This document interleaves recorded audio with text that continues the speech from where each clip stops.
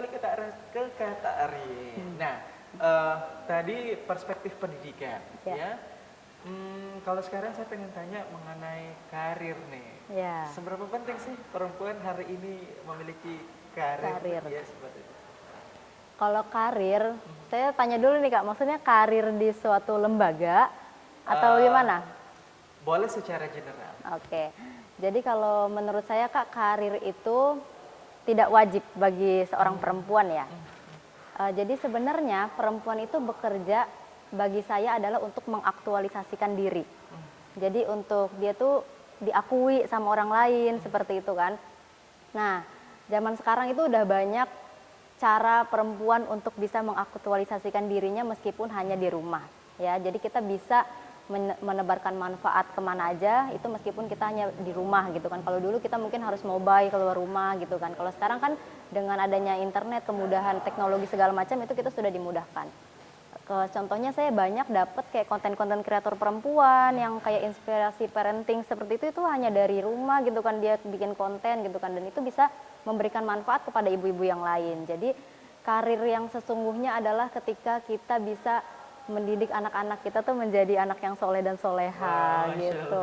Jadi kalau menurut saya ya sebagai seorang perempuan gitu, anak itu adalah amanah yang luar biasa dari Allah gitu kan. Dan ibu itu adalah madrasatul ula, guru pertama bagi anak. Jadi benar-benar harus ditanamkan karena ini pondasi awal nih, nol, apalagi masa-masa golden age gitu kan. Madrasah ya. Iya, jadi benar-benar harus maksimalkan kalau bisa tuh seorang ibu tuh benar-benar mendampingi anaknya di masa-masa golden age gitu. Jadi data pertama yang masuk ke anak tuh benar-benar dari ibunya dan benar-benar dipastikan yang baik.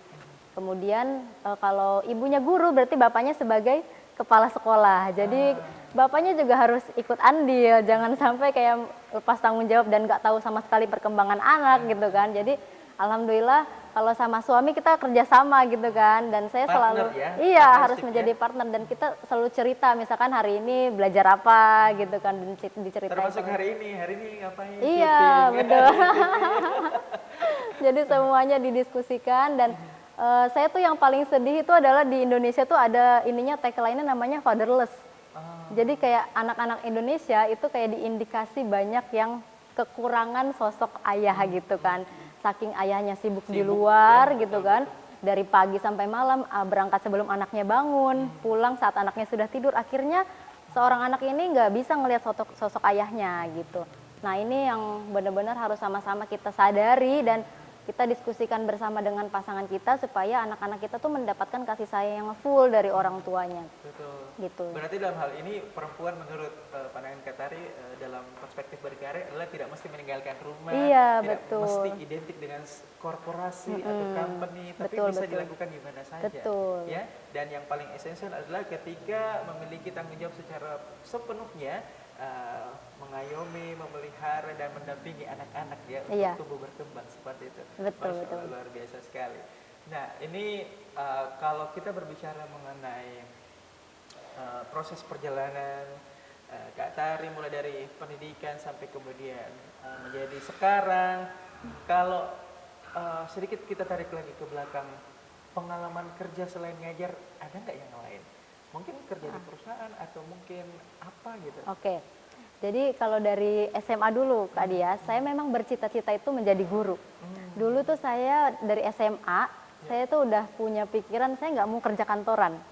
Karena saya mikirnya nanti kan saya bakal nikah, jadi saya udah mikir ke situ Kak. Udah ada bayangan, udah ada gitu. Saya nanti bakal menikah, jadi istri, jadi ibu, insya Allah gitu kan.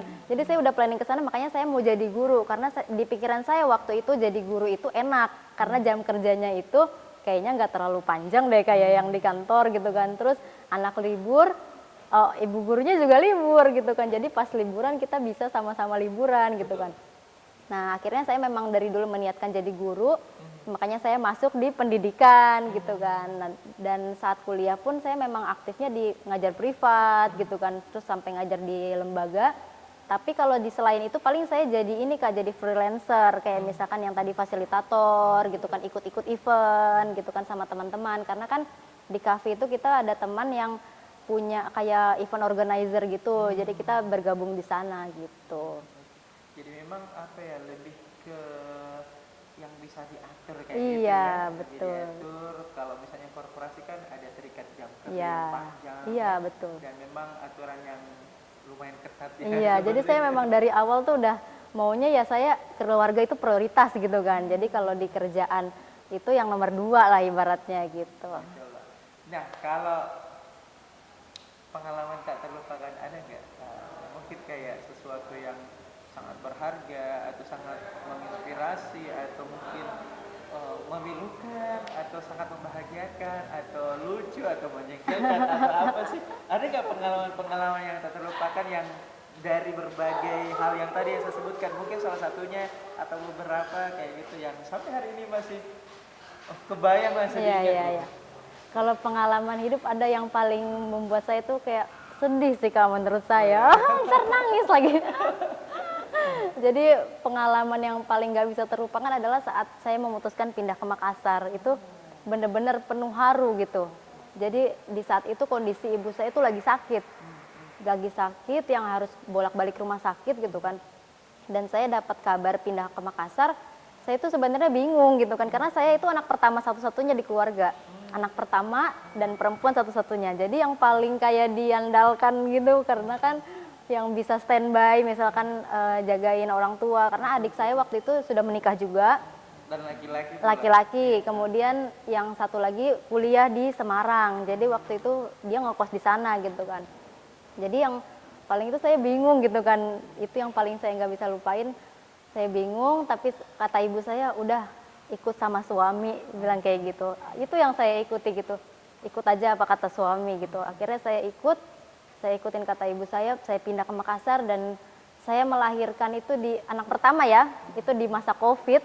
Masa yang paling lagi menyeramkannya di awal-awal. Sangat challenging. Iya, jadi kita cari rumah sakit kayak susah gitu kan. Saya bingung mau lahiran di mana gitu kan. Sampai akhirnya kita dapat tempat rumah bidan.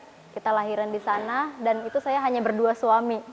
Jadi benar-benar berdua suami dan itu prosesnya panjang. Sangat ekstra. Iya, lebih dari 24 jam saya berjuang di situ. Dan saya udah pasrah, aduh kayaknya sesar nih, kayaknya sesar. Tapi alhamdulillah bidannya itu karena bidan senior yang selalu nyemangatin saya bisa insya Allah. Akhirnya setelah proses panjang itu lahirlah anak pertama saya. Kemudian saya dengan segala tantangannya anak pertama kan. Tapi alhamdulillah suami itu support banget. Dia awal-awal tuh yang nyuciin popoknya segala macam. Kemudian masakin saya sayur supaya ASINya lancar gitu kan. Akhirnya di situ dan yang paling memilukan adalah 9 hari setelah anak saya lahir tuh ibu saya meninggal. Itu yang paling nggak bisa terlupakan. Oke, ditahan dulu. Kita akan kembali usai jeda berikut ini. Tetaplah bersama kami di Jatim Susah Bukan Perempuan Biasa.